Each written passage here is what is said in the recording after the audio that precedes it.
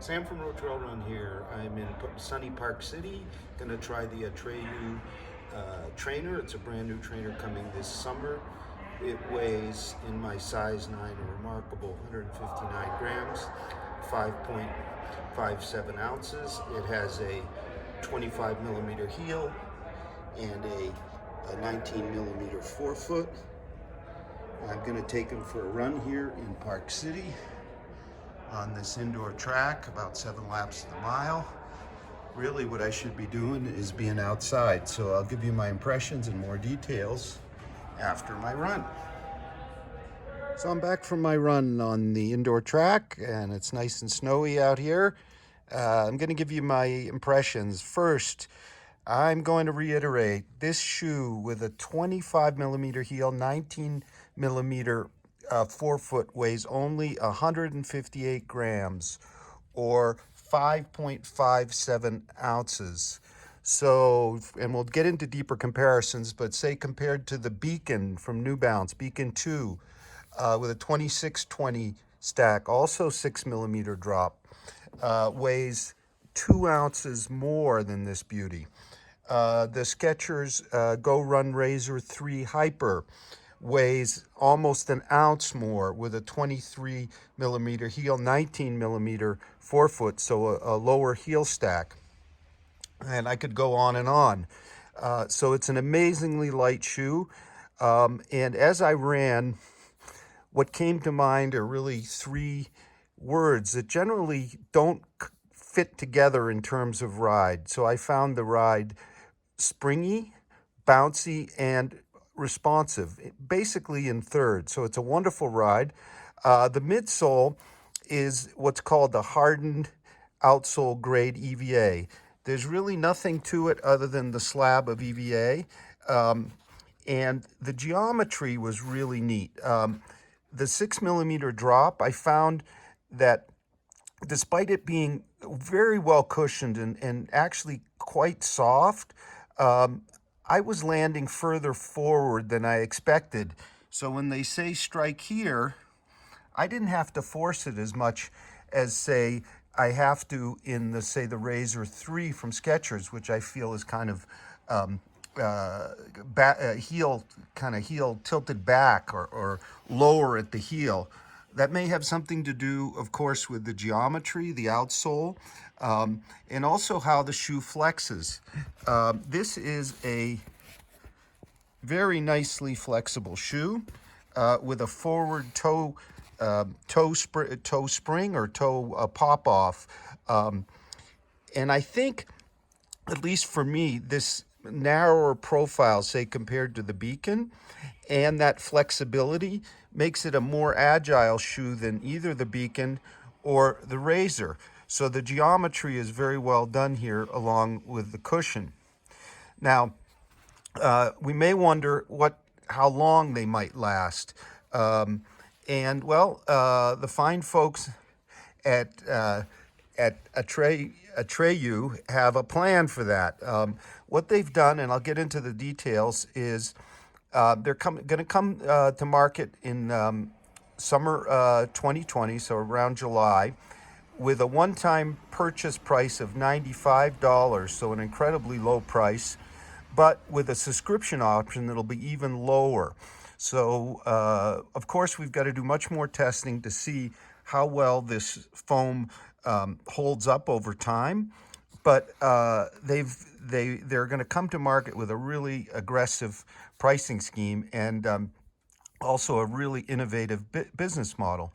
So part of what the guys at Atreyu, and really it's two brothers, Michael and Gabe, that's it right now, have done is here, this shoe is really what they call their pre-production testing shoe. So it's going to be very close to what production is and amazing at 158 grams. But what they've done is simplified and essentially gone to the parts bin of the manufacturers and selected materials that are not super expensive. This midsole, this hardened EVA, it can't be that expensive. The upper is a very fine kind of mono mesh upper. Nothing too fancy. They do have some welds here for midfoot support on both sides. And I found on the track, which has two very sharp 90-degree turns, that the shoe held me very well.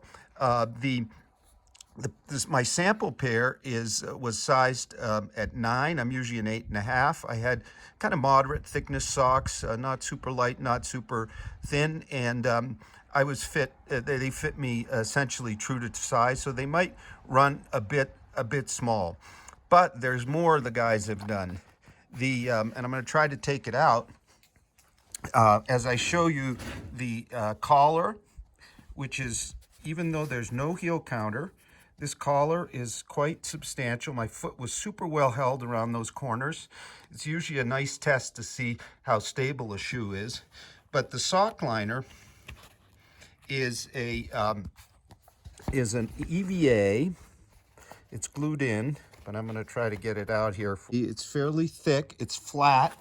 And what they've done is they've planned that if you want to, you can take it out and put in an aftermarket insole, Curex or soft sole, which is really clever too. And that may help with sizing. So an 8.5 with, say, a thinner sock liner might fit me a bit better, but I think this dense EVA sock liner, which also apparently came from the parts bin of one of the manufacturers from another shoe, may produce the ride that I sensed.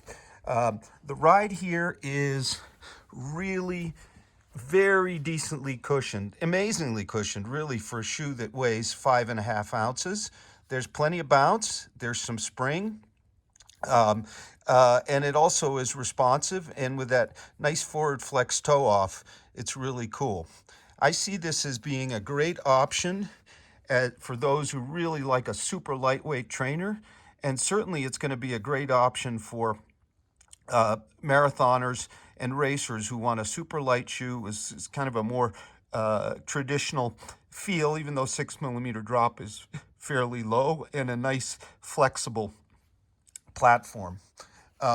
So the shoes, as we do more testing, we're definitely going to compare to are the Beacon 2, the Razor 3, the Reebok Float Ride Fast, which has the P-backs midsole, but a fairly stiff, firmer EVA cage, which and the Reebok, which is a super light shoe, is an ounce heavier than this beauty. And then, of course, in more cushion, yet heavier shoes, the Kinvara 11. I see some similarities there, but we're talking about almost 2 ounces heavier for the Kinvara, and the Hoka Mach 3, which is an all EVA, rubberized EVA midsole, which is, my math, wow, 3 ounces heavier. So this is a remarkable shoe. The company, Atreyu, it's a startup in Austin, Texas, and they're applying all the best rules of a tech startup. But in this case, instead of trying to come up with all kinds of brand new technologies, they're focused on a value, a great value, a model that allows you to do a subscription, and really very well selected parts here. Of course, we're going to have to see what wear looks like on the midsole, both in terms of the wear on the bottom, but also how it may pack out. But given the price and the care that's gone into the shoe, we're very optimistic. This is clearly one of the most exciting developments in running technology and running innovation in a while, keeping it simple. So we're going to have much more testing and others involved, but it comes out in July 2020 with a price of around $95 for one-time purchase, and apparently quite a bit lower if you subscribe to the shoe. Very cool. Talk to you soon.